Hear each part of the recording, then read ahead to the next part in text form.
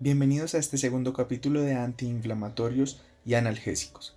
En este caso vamos a hablar de los AINES y de algunos coadyuvantes. Vamos a ver cuál es la relación que tiene la funcionalidad entre AINES, entre los opioides que ya hablamos y algunos coanalgésicos.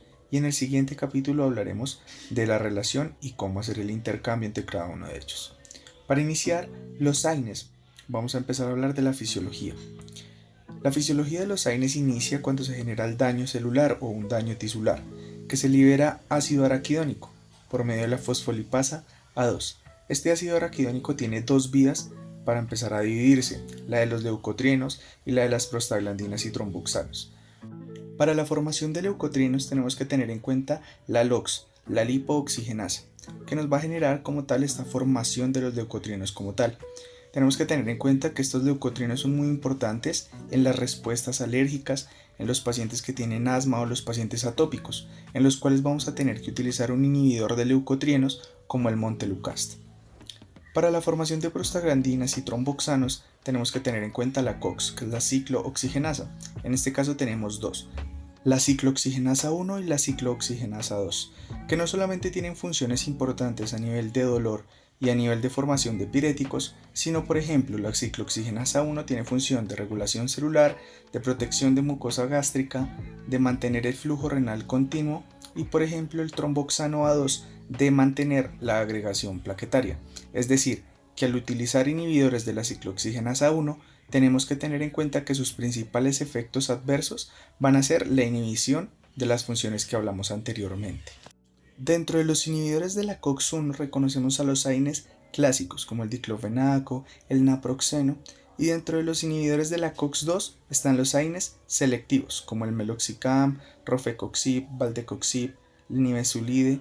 Ahorita está en auge en el mercado el letoricoxib, que requiere nada más dosis en un día y tiene una muy buena funcionalidad para el dolor crónico. Hablamos de la COX-3 como un derivado del gen de la COX-1, muy importante en la formación de dolor y de fiebre. En este caso tenemos el protagonismo del acetaminofén, del gran conocido como acetaminofén, que tiene una actuación directa sobre el sistema nervioso central y algo muy importante relacionado también con los selectivos que involucran a la COX-2, y es que no va a tener efectos adversos tan significativos como los AINES clásicos. Sin embargo, no podemos olvidar que el acetaminofén también tiene efectos adversos importantes como la hepatotoxicidad y en algunos casos daño renal significativo. Vamos a organizar las ideas. Los principales mecanismos de acción son de analgesia relacionado con la inhibición de prostaglandinas a nivel central y periférico. Son fármacos eficaces en dolores de intensidad leve a moderada a nivel óseo y a nivel muscular. Son muy útiles en combinación con opioides, no solamente para el dolor crónico, sino también para los posoperatorios.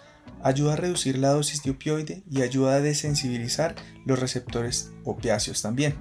Es eficaz en el lugar donde se liberan las prostaglandinas, es decir, en el sitio donde se está dando la injuria.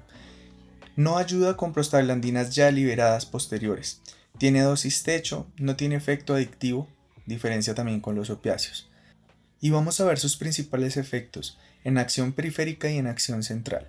En acción periférica previene la sensibilización de nociceptores e inhibe los eicosanoides. Y en acción central son inductores de la liberación de neurotransmisores que inhiben la respuesta dolorosa. Recuerden que en el capítulo anterior hablamos de estos neurotransmisores. Tenemos otros efectos a nivel celular como la estimulación del óxido nítrico y el GMP cíclico. Esto ayuda a generar una respuesta celular para estabilizar el AMP cíclico, que es un producto de las bradykininas, un producto importante en la formación del dolor. Y la acción antiinflamatoria es la modificación y la modulación de citoquinas, el complemento y aminas vasoactivas como la histamina y la serotonina, que tienen un gran efecto también al asociar los coanalgésicos que hablaremos más adelante. Vamos a iniciar a hablar de la clasificación. Iniciamos por los salicilatos, dentro de los que se encuentra la aspirina. La aspirina tiene un efecto muy importante, tiene todas las acciones de los AINES. Acetila irreversiblemente los COX de las plaquetas de 7 u 11 días. Y en piel puede ser queratolítico, es decir, se puede utilizar en pacientes que tengan efecto queloide para una inhibición o disminución como tal de esa cicatrización. Son importantes a nivel cardíaco. Recordemos que su utilización a nivel de 100 miligramos es útil en pacientes posinfarto, en los que tienen stent, y se puede utilizar en antiagregación dual incluso por un año junto con el clopidogrel para asociarse a un mejor beneficio y a reducción de riesgo de que se tape nuevamente el stent. Teniendo en cuenta lo anterior, dentro de los principales efectos adversos tenemos el sangrado. Hay otro efecto adverso muy importante, y es el asma posterior a la administración de aspirina. Es muy importante en pacientes con EPOC, ya que se puede confundir con una exacerbación y por lo que esté cursando el paciente realmente sea una reacción adversa a la aspirina. El acetaminofén, que probablemente es uno de los fármacos que más amamos los médicos o el sistema de salud, pero que más odian los pacientes porque es el de mayor formulación, es muy importante porque actúa en la COX-3. Teniendo en cuenta lo anterior, no mejora la respuesta inflamatoria, pero asimismo no va a generar úlceras, no altera la función renal y no altera la agregación plaquetaria. Muchas veces se describe como que no es necesario modificar su dosis en fallas hepáticas. Sin embargo, se ha demostrado que el acetaminofén tiene un efecto adverso importante a nivel hepático. Por ende, tenemos que tener cierto control en pacientes que tengan alguna hepatopatía. Está el metamizol. La dipirona como representante no es antiinflamatorio igual que el acetaminofén, pero es muy importante en la fiebre. No inhibe ningún COX, inhibe la prostaglandina sintetasa, es decir que no actúa directamente sobre la vía de la ciclooxigenasa, sino que interviene como tal en la síntesis de la prostaglandina. Tiene un efecto sobre los receptores opiáceos, es decir que es muy importante también como asociador o como reductor de la sensibilización de estos receptores para mejorar como tal la respuesta al dolor. Interfiere en la vía del glutamato, que es un nociceptor central, y estimula la síntesis de óxido nítrico a partir de la L-arginina, aumentando la producción de GMP cíclico, de esta manera reduciendo el AMP cíclico o regulándolo como tal en su acción directa de las bradykininas. Recordemos que es un antiespasmódico por aumento del óxido nítrico. Están los propiónicos como el ibuprofeno, que no se debería usar en embarazos ni en lactantes. Se absorbe por vía oral y se debe dar después de las comidas. Potencia acción hipoglucemiante. Y hay algo muy importante para tener en cuenta, que en pacientes con insuficiencia renal o cirrosis no debemos dar una dosis techo mayor a 800 miligramos. Es muy bueno en dismenorrea, osteoartritis, artritis reumatoidea. Entonces tenemos que tener en cuenta que su uso es más crónico, es decir, tenemos que ver el beneficio y el efecto.